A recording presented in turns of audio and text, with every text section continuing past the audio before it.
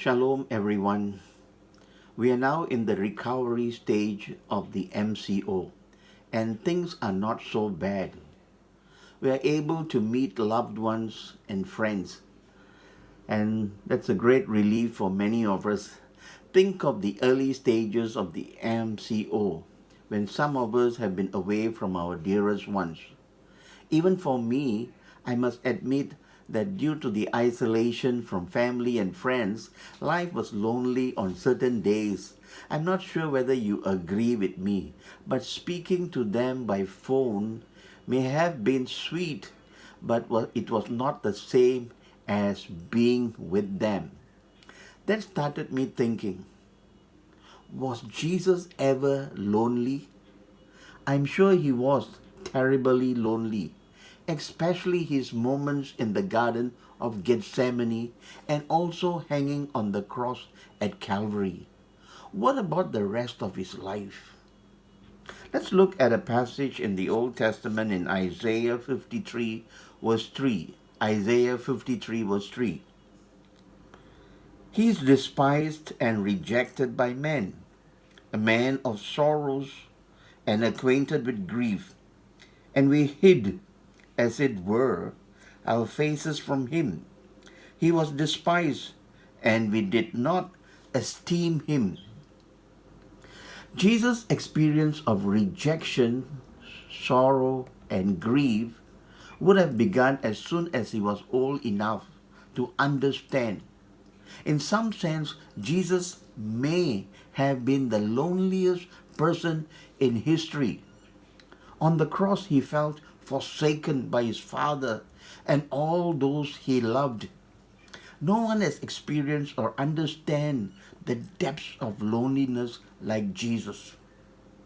Loneliness is what we feel when we are isolated from others. Loneliness can be due to the physical absence of others, or even feeling disconnected from people, or even misunderstood by people. Is this a situation in which you find yourself at the moment? If so, then we can respond to it in one of two ways. You can rebel against it and wallow in self-pity, or you can face it in the knowledge that God is with you in your loneliness and will help you turn it into something positive. Because of what Jesus experienced, he is able to empathize with our loneliness. The Bible teaches us that God will never allow his children to find themselves in any situation where he is not able to help them, including loneliness. In the midst of life's loneliest moments, God has a way of approaching us and revealing himself in ways that we would never have thought possible. Just when we are feeling as if there's no one in the world who cares and that we will not be able to get through the day, he draws close to us and wraps his presence around us in a way that makes the experience of temporary isolation worthwhile. Sometimes our knowledge of God is just theoretical. We know him in our heads, but we don't really know him in our hearts. In the depths of loneliness, however, this undergoes a deep change. The theory is turned into reality. When there is no one but God, those are the times when we learn to know God and really know him. We come out from such experiences having learned something of the Almighty that we would never otherwise have known.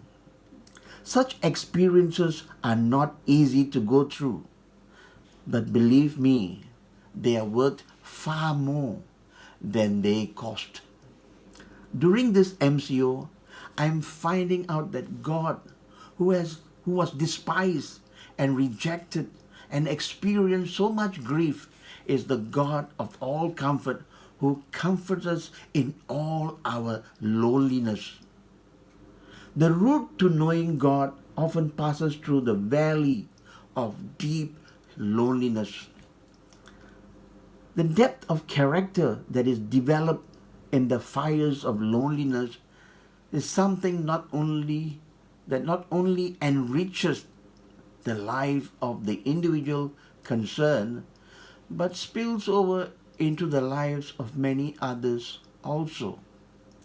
In periods of loneliness, the Master draws us into His presence so that later, when we speak to others, they sense we are speaking to them from holy ground.